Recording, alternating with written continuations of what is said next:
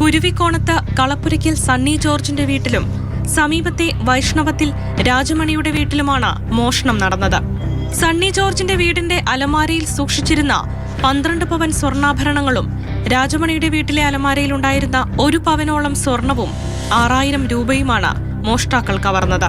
സണ്ണി ജോർജും കുടുംബവും ഏറെ നാളുകളായി വിദേശത്താണ്. ബന്ധുക്കളാണ് വീട് നോക്കിയിരുന്നത്.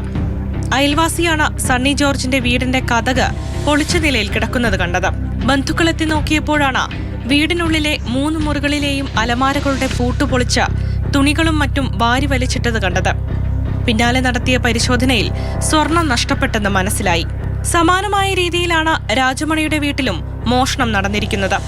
രാജമണിയും ഭാര്യയും കഴിഞ്ഞ മാസം 18 മുതൽ ബംഗളൂരുവിലുള്ള മകളുടെ വീട്ടിലായിരുന്നു.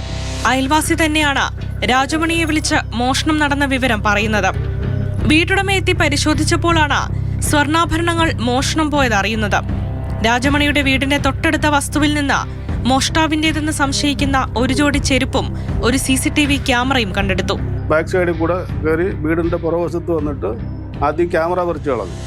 ക്യാമറ പറിച്ച് താഴെ അയ്യത്തോട്ട് എറിഞ്ഞ് അത് കഴിഞ്ഞിട്ട് ജനൽ തുറന്നിട്ട് ജനലിൻ്റെ ഒരു പാളി തുറന്നിട്ട് അതിനകത്തൂടെ കൈയിട്ട് പുറത്തോട്ട് ഇറങ്ങാനുള്ള കതവ് തുറന്നിട്ട് അകത്ത് കയറി എല്ലാ പൂട്ടുള്ള കിടന്ന എല്ലാ കതവുകളും പൊളിച്ചു. നിങ്ങളുടെ ഒരു ജോലിക്കാരനെ കാണുന്ന TV അവിടെ ക്യാമറ കിടക്കുന്നു, ഒരുപാട് ചെരുപ്പും കിടക്കും. അങ്ങനെ അവർ പറഞ്ഞാൽ ഞങ്ങൾക്ക് വോയിസ് മെസ്സേജ് ഇട്ടു.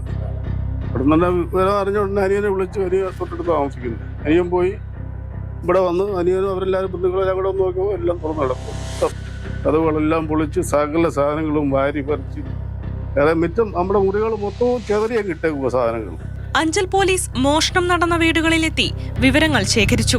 വിരലടയാള വിദഗ്ധരും ഡോഗ് സ്ക്വാഡും സ്ഥലത്തെത്തി തെളിവുകൾ ശേഖരിച്ചു.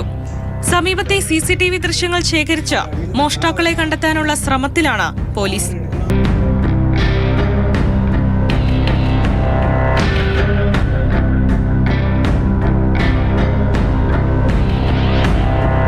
മാതൃഭൂമി ന്യൂസ്, കൊല്ലം.